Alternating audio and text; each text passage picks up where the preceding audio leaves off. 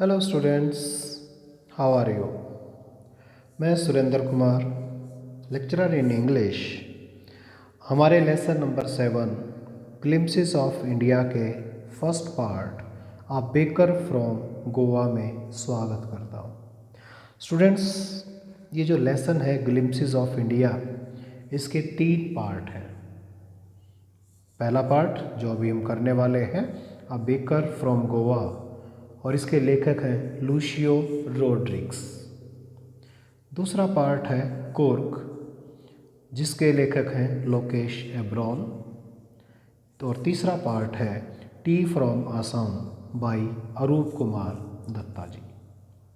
तो students, glimpses of India में ये 3 भारत के, मैं कहूँगा कि वैसे तो हर स्टेट, हर शहर अपने आप में एक नई चीज़ लिए हुए हैं, लेकिन क्योंकि हमारे यहाँ 3 ये पार्ट दिए गए हैं, तो इन तीनों में बहुत खूबसूरती से 3 अलग अलग जगहों को एक हार के तौर पर पिरोया गया है। और हम जानने की कोशिश करेंगे कि हर लेसन अपने आप में हमारे देश का किस तरह से एक हीरे के समान प्रेजेंटेशन करता है। तो सबसे पहले हम अब जान लेते हैं अ बेकर फ्रॉम गोवा के बारे में, जिसके लेखक हैं लूशियो रोड्रिग्स। स्टूडेंट्स, पहले हम गोवा की थोड़ी सी एक हिस्टोरिकल बैकग्राउंड को जान लेते हैं, थोड़ा सा इतिहास में झांक लेते हैं, वो थोड़ा सा हमारे लिए ज़रूरी है। पूरे भारत पर आप लगाइए कि अंग्रेज़ों का अधिकार था और अंग्रेज 1947 में भारत को छोड़कर चले गए थे, लेकिन गोवा के साथ ऐसा नहीं था। गोवा में पोर्तुगीज़ का राज था और 1961 तक गोवा पोर्तुगीज़ के अधीन रहा। 1955 में इंडिया ने गोवा पे इकोनॉमिक ब्लॉकेड लगाया था और 1961 में इंडियन आर्मी ने गोवा को आज़ाद करवाया था और उसके बाद गोवा जो है भारत में इंडियन स्टेट में इसको शामिल कर लिया गया था। ये थोड़ा सा इतिहास, थोड़ा सा हमें जानना चाहिए कि पोर्तुगीज़ जो ये कॉलोनी थी, और पोर्तुगीज़ किस लिए फेमस है स्टूडेंट्स। पोर्तुगीज़ जो है लव्स ऑफ ब्रेड, अपनी विशेष प्रकार की ब्रेड्स के लिए बहुत फेमस लोग हैं। अब स्टूडेंट्स, माना तो ये जाता था कि जब गोवा आज़ाद हो गया अंग्रेज़ों इनसे, पोर्तुगीज़ से, कि जो फेमस ब्रेड है जो यहाँ की, वो भी शायद वो चली जाएगी। वो पोर्तुगीज़ जब जाएंगे तो वो जो ट्रेडिशन है उनका ब्रेड मेकिंग, वो उनके साथ चला जाएगा। बट ऐसा नहीं हुआ और जो मेकर्स ऑफ ब्रेड थे वो यहीं पर सरवाइव जो है हो गए। अब यहाँ पर इस लेसन में हम बहुत सारी नई शब्दावली जानेंगे, नई चीज़ें जानेंगे, जैसे मिक्सर्स। मिक्सर में जब आप ब्रेड बनाने के लिए जो मिक्स किया जाता है, सामान सारा मिलाया जाता है, तो बड़े बड़े उसके जो है कंटेनर्स होते हैं, माउल्डर्स, जो उनको शेप देने के लिए होते हैं। Those who bake the loaves, उनको पकाने वाले जो लोग हैं। और इन सब से ऊपर जो फर्नेसेस हैं, जो भट्टियाँ हैं जिनके अंदर जो है इन ब्रेड्स को पकाया जाता था, वो आज भी गोवा में एग्जिस्ट करती हैं। अब स्टूडेंट्स, अब हम बात करते हैं, क्योंकि गोवा के अंदर हमने बेकर की बात की है, और जो ट्रेडिशनल बेकर्स हैं इन्हें किस नाम से जाना जाता है? पैडर्स। किस नाम से जानते हैं? पैडर्स के नाम से जानते हैं। तो एज ओल्ड जो ट्रेडिशन है selling the loaves of bread आज भी कंटिन्यू है। जो थर्ड जिंगल, जो ट्रेडिशनल जो बेकर होते हैं, इनकी बैम्बू की जो आवाज़ है वो आज भी सुनाई देती है। स्टूडेंट्स, ये इनके हाथ में एक बांस होता है और वो बांस बीच में से कुछ फटा हुआ होता है, उसमें से कुछ थर्ड जैसी आवाज़ होती है, जिंगल जैसी आवाज़ होती है। और जो नेक्स्ट जनरेशन है, उन्होंने अपने फादर का जो काम है उसको आगे कंटिन्यू किया। यानी ट्रेडिशनल बेकर्स जो पैडर्स हैं, उनका काम लगातार आगे बढ़ता गया। यानी अगर आज हम 2022 की 2023 की बात करें तो आज भी ये जो है कंटिन्यू है। अब कबाई की बात करते हैं, जो एक ड्रेस ये जो पैडर्स पहनते थे, जो बेकर्स पहनते थे, जो ये ब्रेड सेलर उन दिनों में पहनते थे, उसे कबाई कहते हैं। और ये ओल्ड टाइम से जो है ये पहनी जाती थी। एक लॉन्ग पीस जो था, पूरा कपड़ा गर्दन से लेकर नीचे नीज तक जो है ये पहना जाता था। तो इसे हम क्या कहते हैं, कबाई के नाम से जानते हैं। और आप लेसन में भी इसको जान पाएंगे। यानी ये सिंगल पीस का लॉन्ग फ्रॉक है और ये घुटनों से नीचे तक जाता है।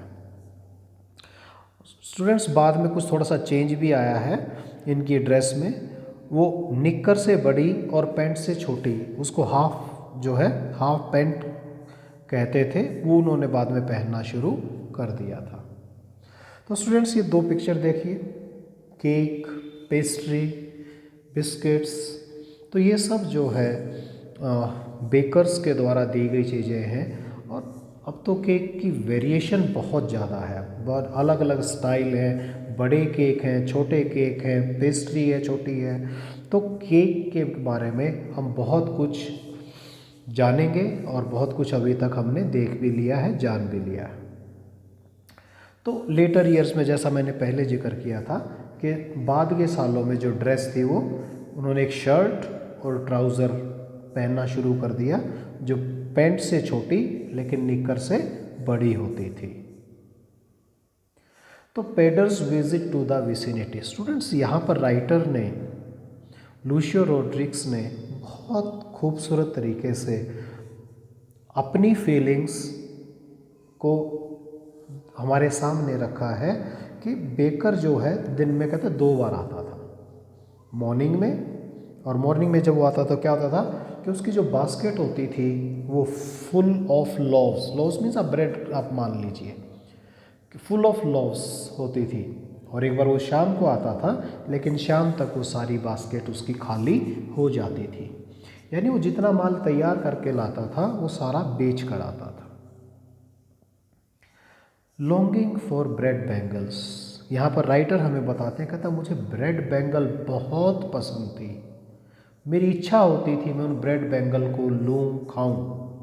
तो और राइटर ये क्या कहते हैं, कहते हैं जैसे जिंगलिंग थर्ड आती थी ना, तो मैं उसको आवाज़ को सुनकर उठता था, नींद से मैं जागता था और मैं दौड़ता था उससे मिलने के लिए, लेकिन मेरे पास जो है मैं मुंह भी नहीं धोता था। राइटर कहते हैं मैंने मुंह भी नहीं धोता था, मैं सीधा ही दौड़ता था उठ के, कि मैं उन ब्रेड बैंगल्स को इतना चाहता था कि जैसी उसकी आवाज़, जो थर्ड की आवाज़ होती थी, जिंगल की आवाज़ होती थी, मैं दौड़ता था।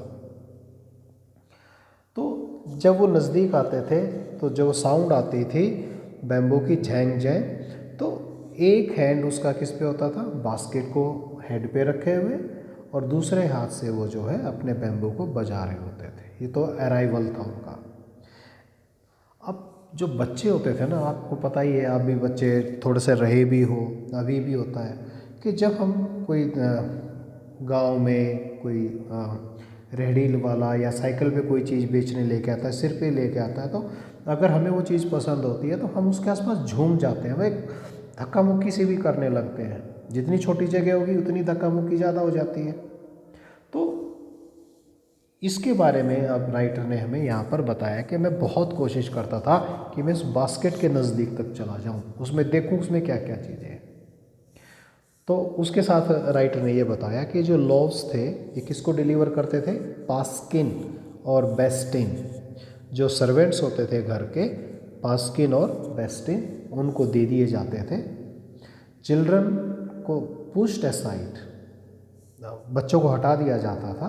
माइल्ड रिब्यूक्स, झिड़की देते, चल हट, पीछे हो जाओ, चलो चलो चलो पीछे हो, इस तरह से उनको माइल्ड रिब्यूक्स देते हुए पुश कर दिया जाता था। लेकिन बच्चे तो आपको पता ही, सारे ही तो शरारती होते हैं, तो एक या तो वो बेंच पे चढ़ जाते हैं, या कोई थोड़ी सी ऊंची दीवार होती पैरापेट, उस पे चढ़ जाते और ये देखने की कोशिश करते कि उसकी जो बास्केट है उसमें कौन कौन सी बैंगल्स हैं, किस किस टाइप की वो लेकर आए हैं। अब है एंशियस वेटिंग। अब राइटर ये कहते हैं कि वो इतना एक्साइटेड था कि उस जिंगल की आवाज़ को सुनने के लिए, कहता मैंने कभी अपना मुंह तक नहीं धोया, मैंने ब्रश भी नहीं की, बस मैं तो उठा जागा और भाग लिया उसके पीछे। तो कहता मैं बहुत एंशियसली वेट करता था उसके आने की। अब loss for different occasion. Students, आपके लेसन का एक बहुत इंपॉर्टेंट पार्ट है ये कि अलग अलग टाइप की जो ब्रेड्स हैं वो अलग अलग ओकेजन्स पर यूज़ होती हैं। आजकल तो हमारे यहाँ भी ब्याह शादियों में यूज़ होने लगे हैं, केक हम यूज़ करने लगे हैं। पहले तो केवल बर्थडे पर ही हुआ करते, लेकिन गोवा की जो लाइफ है वहाँ पर अलग अलग टाइप के ब्रेड हैं, लोव्स हैं, और वो डिफरेंट ओकेजन्स पर यूज़ होते हैं। जैसे द बॉल, ये स्वीट ब्रेड है जो मैरिज गिफ्ट के तौर पर यूज़ होता है। सैंडविचेस, ये prepared by the lady of the house on the occasion of her daughter's engagement, यानी जब उसकी बेटी की एंगेजमेंट होती थी तो उसकी मदर बेटी जो थी वो प्रिपेयर करती थी। केक्स एंड बोलिनहास, ये for Christmas as well as other festivals पर ये यूज़ होते थे। अब स्टूडेंट्स, बेकर ने अपना सामान बनाया, बेच दिया, अब वो अपना रिकॉर्ड भी रखते थे, द बिल्स। तो बिल वो कब इकट्ठा करते थे? At the end of the month, महीने के अंत में वो अपने बिल लेते थे। यानी कैश तो शायद ना भी होता हो, लेकिन जो उधार का काम चलता था वो महीने के अंत में वो चुकता होता था। Monthly accounts were maintained on some wall with a pencil, और वो दीवारों पे किसी पेंसिल से जो है अकाउंट को मेंटेन किया करते। और स्टूडेंट्स, राइटर ने कहा भी है कि ये जो उनका बिजनेस था ये प्रॉफिटेबल भी था, अदरवाइज़ वो लोग सरवाइव नहीं कर पाते। तो स्टूडेंट्स, यहाँ हमने जाना कि किस तरह से बेकर जो हैं गोवा के अंदर उन्होंने एक नई हाइट दी है, और आज बेकरी जो आइटम्स हैं भारत के या विश्व के हर कोने तक जो है पहुँची हुई हैं। तो स्टूडेंट्स, आप ऐसे ही नई नई चीज़ों का जानने का प्रयास करें, और मैं आप सभी का और इन साइट्स का जिनसे मैंने मटेरियल लिया है उन सब का धन्यवाद करता हूँ कि उन्होंने एक अच्छा मटेरियल जो है प्रोवाइड करवाया, और आपने बहुत अच्छे से इस लेसन के बारे में जाना। Thank you very much.